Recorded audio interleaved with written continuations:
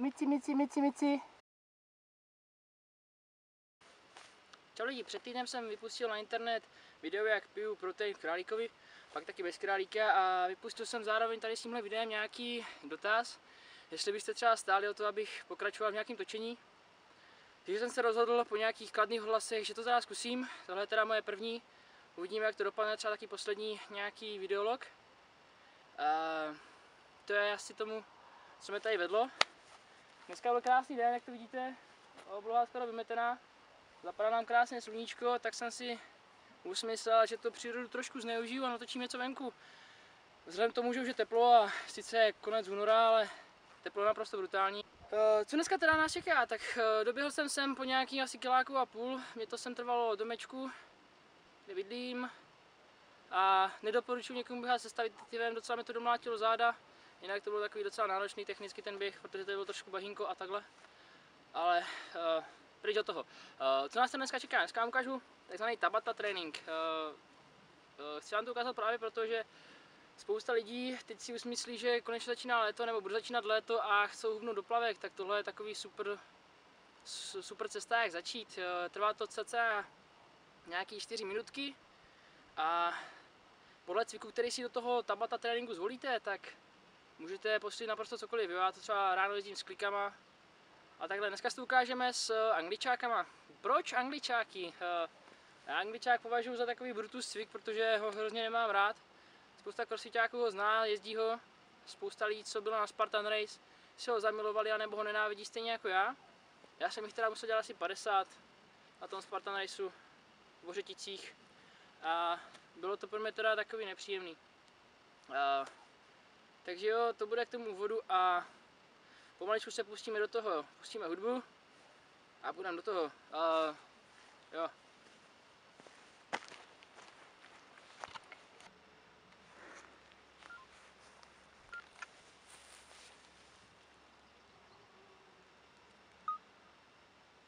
Tak jdem na to.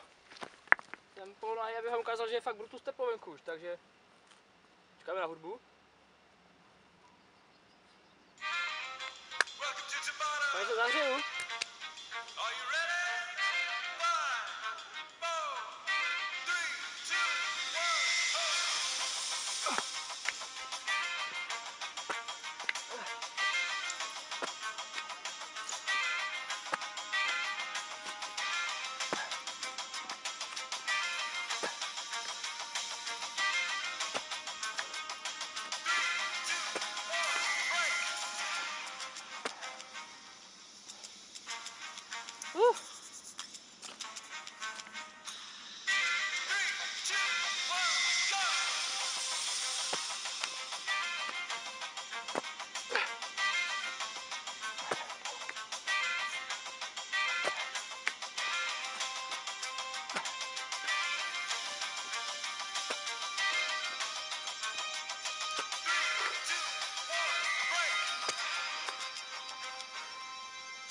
Druhé kolo.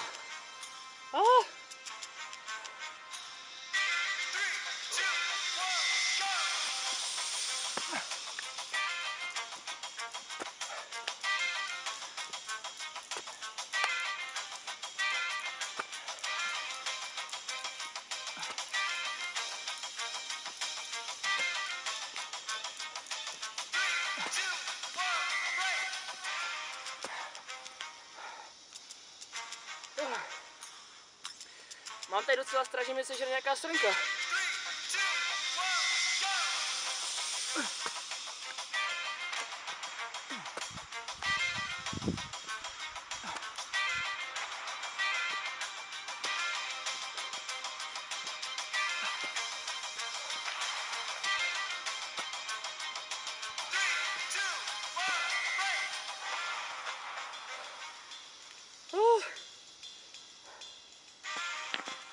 Vzadu.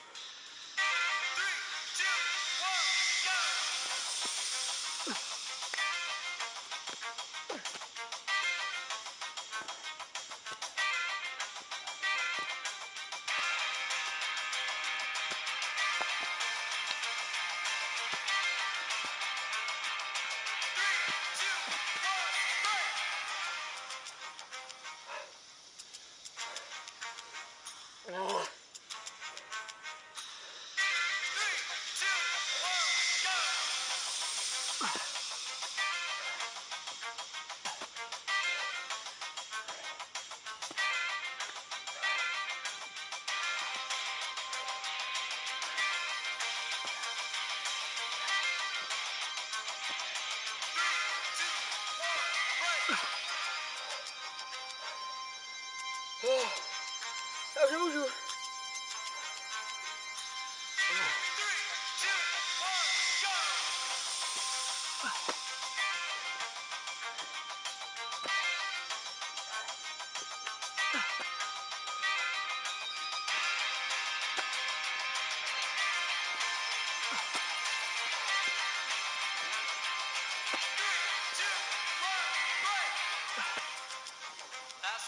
Last one.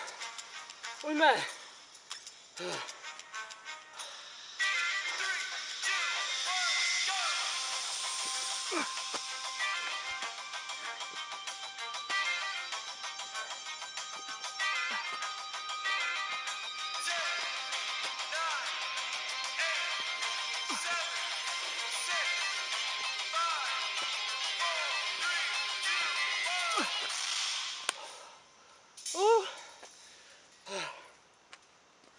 Takže to je taková lehká rozcvička a